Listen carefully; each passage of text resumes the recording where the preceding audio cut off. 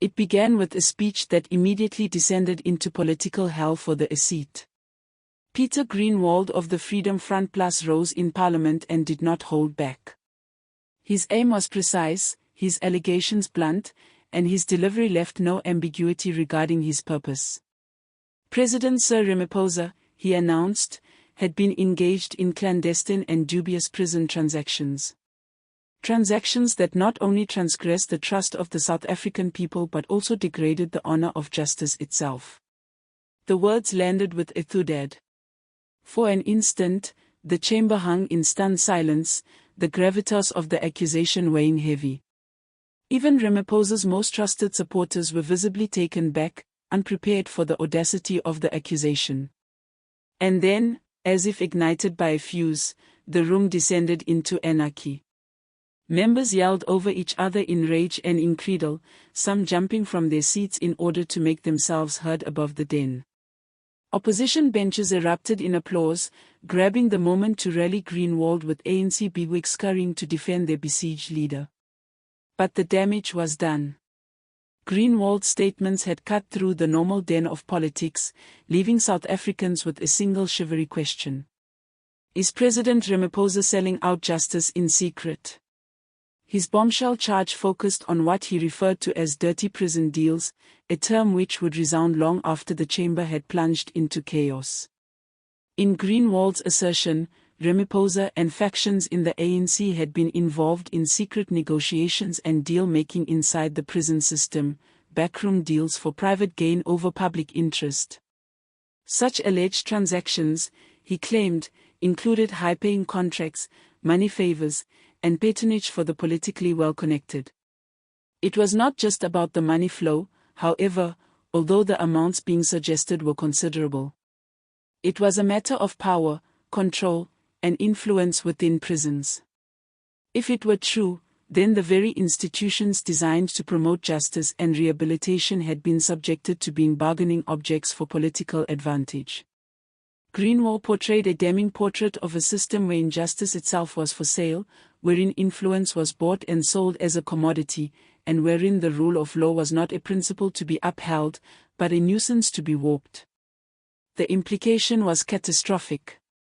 Under Ramaphosa's rule, even the prison system that was intended to enforce fairness and accountability was being distorted as an instrument of corruption, repurposed for political and personal survival.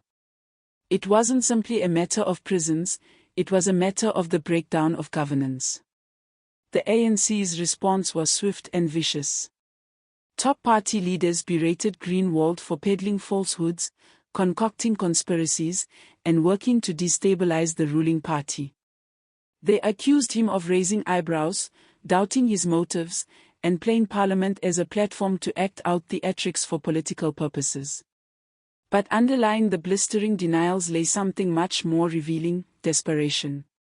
For if even a small portion of Groenewald's claims were valid, the ANC risked not only its credibility, but also its exposure to probes that could reach the uppermost levels of power and assail the president himself in his office.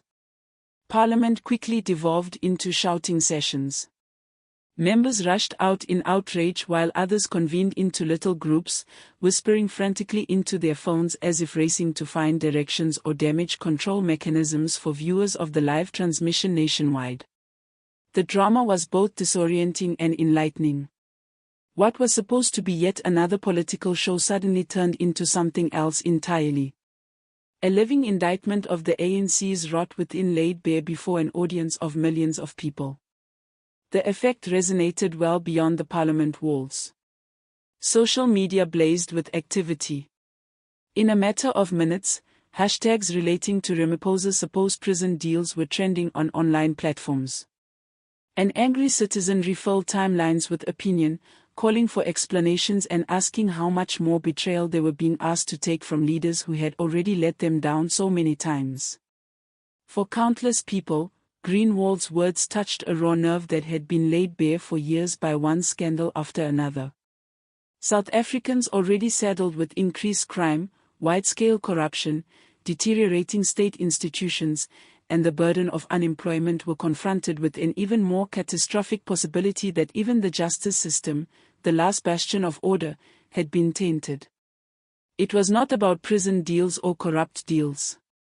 It pierced deeper, rocking the very pillars of confidence in democratic institutions. It sent a chilling question into the air. If the prison system itself was tainted, if behind-the-scenes deals were being made in the dark, then what hope was there for accountability, justice, or the rule of law? Things were made worse still for the ANC by President Ramaphosa's reaction or lack thereof. Rather than meeting the claims head-on, he remained strangely quiet. That silence is growing deafening day by day. Some see it as a strategy, a cool attempt at not giving green light to Groenewald's allegations by not reacting straight away. Silence can be a shield for some, a staying quiet till the storm blows away. But for others, it is a risky bet. Silences in the time of scandal are really innocent in politics. They are usually interpreted as indicative of guilt. South Africans are asking questions. Opposition parties are demanding probes, parliamentary inquiries, and even judicial investigations into so-called prison deals. But the president's office has offered little more than ambiguous denials and clumsy efforts to change the subject. This has created a yawning chasm in the public record, one into which Groenewald and other opposition leaders are all too happy to pour their own damning conclusions. With every passing day of uncertainty only fuels suspicion. If more evidence comes to light or if Groenewald's disclosures are successful in prompting a formal inquiry, the repercussions will be devastating for Ramaphosa and his supporters. The repercussions may reach beyond reputations and recast the very balance of power within the ANC. Whether the ruling party succeeds in stifling the blaze or if this day fuels something bigger, one reality is certain. South Africa is witnessing a political awakening. Each scandal, each revelation, and each outburst in Parliament brings the people closer to calling for actual change and spurning the status quo. Ramaphosa's quietude may protect him for the time being, but the storm brewing around him is by no means spent. History is playing out in real time, and this could be only the start of a much bigger accountability. For South Africans, the decision is growing more obvious with every political crisis: tolerate more of the same, or hold accountable politicians who have promised reform for years, but delivered none.